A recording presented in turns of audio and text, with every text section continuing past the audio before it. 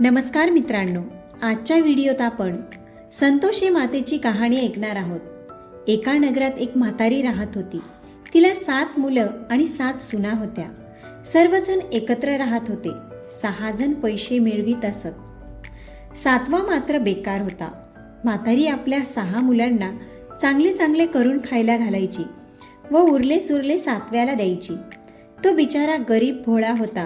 जे मिळाले ते खायचा. थोड्या दिवसानंतर एक मोठा सण आला.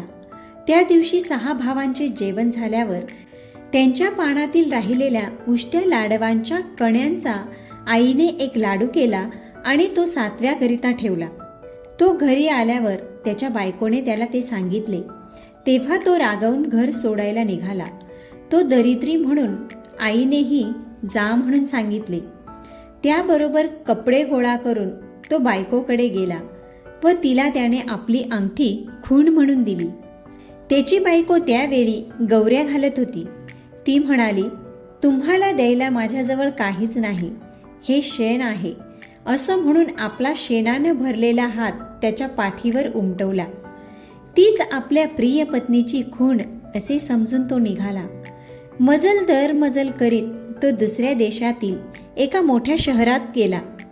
तेथे एका व्यापाऱ्याकडे नोकरीला राहिला. रात्रंदिवस नेकीने काम केल्यामुळे मालक त्यांच्यावर खुश झाला. अशी 12 वर्ष निघून गेली. मालकाने त्याला भागीदार केले. नंतर मालक त्याच्यावर दुकान सोपवून तीर्थयात्रेला गेला.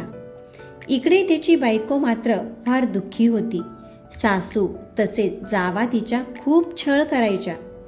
तिला कोंड्याची भाकरी देत आणि पाणी प्यायला नारळाची करवंडी देत. ती रोज रानात जाऊन लाकडे आणि घरातील सर्व कामे तीच करीत असे. एक दिवस अशीच ती रानात लाकडे गोळा करण्याकरिता गेली असता तिथे काही स्त्रिया श्री संतोषी मातेचे व्रत करीत असल्याचे दिसले. हे पाहून तिने विचारले, बायांनो, तुम्ही हे काय करत आहात? ही कोणती देवीची पूजा आहे? हे ऐकून त्यातील एक स्त्री म्हणाली, आम्ही हे संतोषी मातेचे व्रत करीत आहोत. हे व्रत केल्याने दुःख दारिद्र्य नाहीसे होते, मनातील चिंता नष्ट होते, घर लक्ष्मीने भरून जाते. नवरा परदेशी गेला असेल तर लवकर परत येतो. कुमारीला मनपसंत नवरा मिळतो. कोर्टात चालू असलेल्या निकाल आपल्या बाजूने लागतो. रोग बरे होतात. पैसा आणि आरोग्य मिळते. मनाला शांती मिळते. आवडत्या लोकांच्या भेटी होतात. सर्व प्रकारच्या मनोकामना पूर्ण होतात. ती म्हणाली, हे व्रत कसं करायचं ते मला सांगा.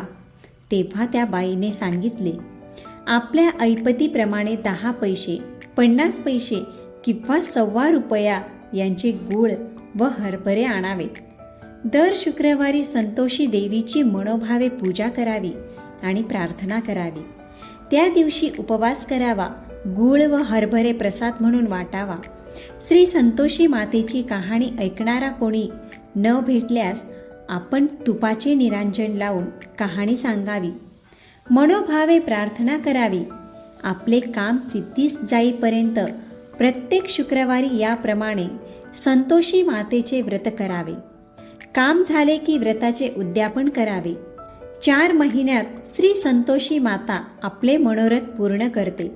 उद्यापनाच्या दिवशी आपल्या शक्तीप्रमाणे 1.25 पटीने रवा आणि तूप घ्यावे. त्याची खीर करावी. हरभऱ्याची उसळ करावी.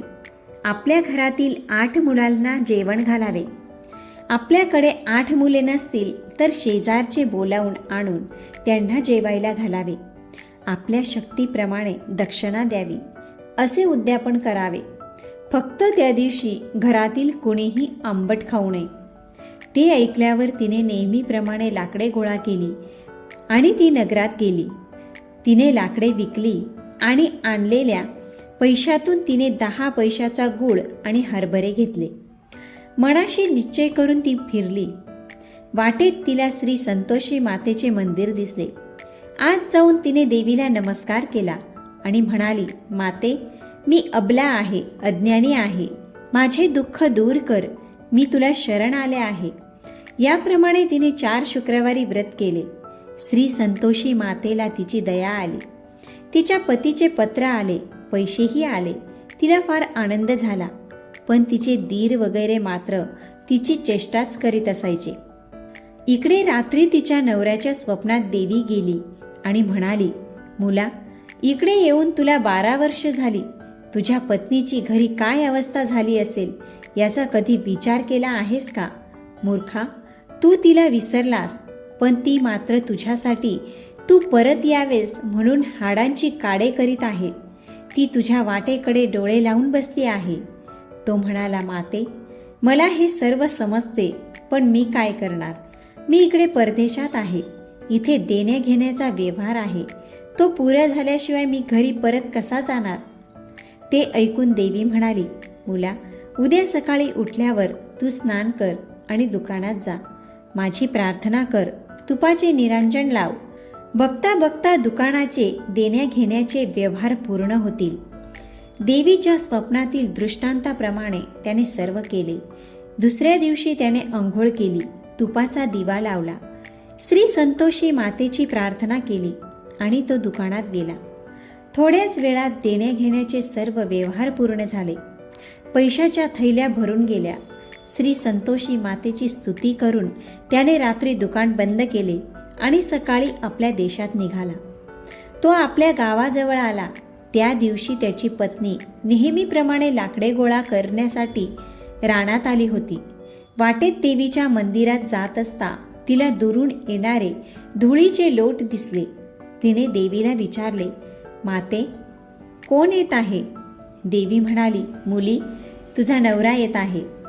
आता मी सांगते तसे कर. जवळच्या लाकडाच्या 3 मोळ्या कर. एक माझ्या मंदिराजवळ ठेव, दुसरी नदी किनाऱ्यावर ठेव आणि तिसरी आपल्या डोक्यावर घे. तुझ्या डोक्यावरची मोळी पाहून तुझ्या नवऱ्याला जेवणाची आठवण होईल. तो तुझ्याकडून ती मोळी विकत घेईल, जेवण करील व मग पुढे घरी जाईल. मग तू माझ्या मंदिराजवळची मोळी घेऊन घरी जा आणि अंगणात मोळी टाकून मोठ्याने म्हण, सासूबाई, सासूबाई, लाकडे घ्या आणि मला कोंड्याची भाकरी द्या, करवंटीत पाणी द्या, पण आज घरी पाहुणे कोण आलेत? देवीच्या सांगण्याप्रमाणे तिने तसेच केले. इतक्यात तिचा नवरा तेथे आला. त्याने मोळी विकत घेतली, जेवण केले आणि तो घरी गेला.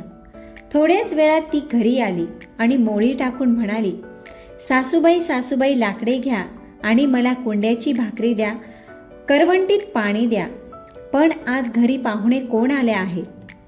बायकोचा आवाज ऐकून नवरा बाहेर आला. जिच्याकडून मोळी विकत घेतली होती ती त्याला दिसली. तिच्या उजव्या हातात त्याने दिलेली अंगठी होती. त्याला खून पटली. तो बायकोला भेटला व शेजारीच खोली होती, ती त्याने ताब्यात घेतली. खोली साफसूफ करून त्यांनी सर्व सामान आणले व ते दोघेजण आनंदात तेथे राहू लागले. इतक्यात शुक्रवार आला. तिने नवऱ्याच्या परवानगीने त्या दिवशी संतोषी मातेच्या व्रताचे उद्यापन केले. जावेच्या मुलांना व सर्व नातेवाईकांना जेवायला बोलविले. जावांनी आपल्या मुलांना शिकवून ठेवले होते की काकूजवळ आंबट खायला मागा. सर्वांनी जेवण झाल्यावर मुले म्हणाले, काकू, गोड गोड खाऊन वीट आला, काहीतरी आंबट खायला दे. त्यावर ती म्हणाली, बाळांनो, हे श्री संतोषी मातेच्या व्रताचे उद्यापन आहे. आज कोणाला आंबट वस्तू खायला मिळणार नाही. मुले जेवून उठली. पैसे मागू लागली. तिच्या लक्षात आले नाही. तिने मुलांना पैसे दिले. मुलांनी चिंचा, आवळे आणून खाल्ले. त्यामुळे देवीच्या व्रताचा भंग झाला. देवी कोपली. राजाचे दूत आले आणि त्यांनी तिच्या नवऱ्याला धरून नेले. ती रडत रडत संतोषी मातेच्या मंदिरात गेली.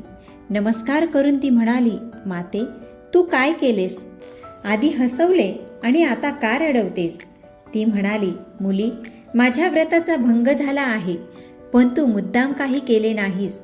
आता पुन्हा उद्यापन कर. आता जराही चूक करू नकोस. जा आता. त्याबरोबर ती आनंदाने घरी परतली. रस्त्यात तिचा नवरा भेटला.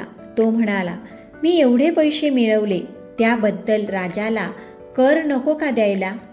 राजाकडे कर भरूनच मी येत आहे. ते ऐकून तिला फार आनंद झाला. ती दोघे घरी गेली. फिरून शुक्रवार आला. तिने उद्यापनाची तयारी केली. सर्वांना जेवायला बोलविले. मुले जेवायला आली, पण म्हणाली, काकू, आम्हाला गोड खीर नको, काहीतरी आंबट दे, नाहीतर चाललो आम्ही घरी. आंबट चिंबट काही मिळणार नाही, सरळ जेवायचं तर जेवा, नाहीतर चालायला लागा. आंबट काही मिळणार नाही, तिने मुलांना सरळ सांगितले. मुले तेथून निघून गेली. मग तिने ब्राह्मणांना बोलवले. पोटभर वाढले. दक्षिणेच्या ऐवजी त्यांना एक एक फळ दिले. अशा तऱ्हेने उद्यापन निर्विघ्नपणे पार पडले.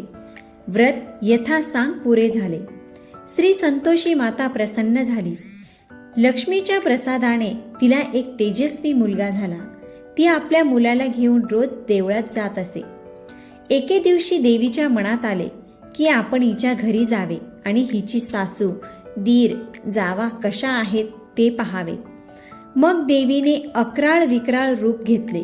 काळा कुट्ट रंग, चपटे नाक, बटबटीत डोळे, मोठे मोठे रुद्र ओठ, तोंडाभोवती माशा घोंगावतायत, स्थूल शरीर, स्तन खाली लोंबत होते. कपड्याच्या चिंध्या आणि सर्व अंगाला दुर्गंधी सुटली होती. अशा थाटात देवी तिच्या घराच्या देवडीत गेली. तिला पाहून सासूची बोबडी वळली. ती मोठ्याने ओरडू लागली, धावा धावा मुलांनो धावा, कोणी पिशाच्च डाकीन शाकीन घरात येत आहे, तिला हकलून लावा, नाहीतर ती आपणा सर्वांना खाऊन टाकणार. ती आरडाओरड ऐकून मुले तिला हाकलायला धावली, पण देवीचे रूप पाहून तीही घाबरली. घरात जाऊन त्यांनी दरवाजे खिडक्या घट्ट लावून घेतल्या. धाकटी सून हे सर्व खिडकीतून पाहत होती. ती आनंदाने म्हणाली, आज माझी आई माझ्याकडे येत आहे. असे म्हणत असताच तिने अंगावर पीत असलेला आपल्या मुलाला बाजूला ठेवले आणि ती घरभर आनंदाने नाचू लागली. ते पाहून सासू संतापली. तिला वाटले ते बोलू लागली, शिव्या देऊ लागली. सून म्हणाली, सासूबाई, घरात येत आहे ती कोणी डाकीन किंवा पिशाच नाही, मी जिचे व्रत केले होते ती देवी आहे. असे म्हणून तिने सर्व दरवाजे खिडक्या उघडल्या. श्री संतोषी माता घरात आली. सर्वजण तिच्या पाया पडले. तिची क्षमा मागितली. माते, आम्ही सर्व मूर्ख आहोत, अज्ञानी आहोत, पापी आहोत. तुझे व्रत कसे करावे हे आम्हाला समजत नाही. तुझ्या व्रताचा आमच्याकडून जाणून बुजून भंग झाला. आम्ही तुझा फार मोठा अपराध केला. माते, आम्हाला क्षमा कर, आमच्यावर दया कर. याप्रमाणे सर्वांनी प्रार्थना केली. श्री संतोषी माता प्रसन्न झाली. तिने सर्वांना आशीर्वाद दिले आणि ती अंतर्ध्यान पावली. ज्याप्रमाणे त्या सुनेला श्री संतोषी मातेचे वरदान मिळाले, तसे वरदान ही कहाणी ऐकणाऱ्यालाही मिळो.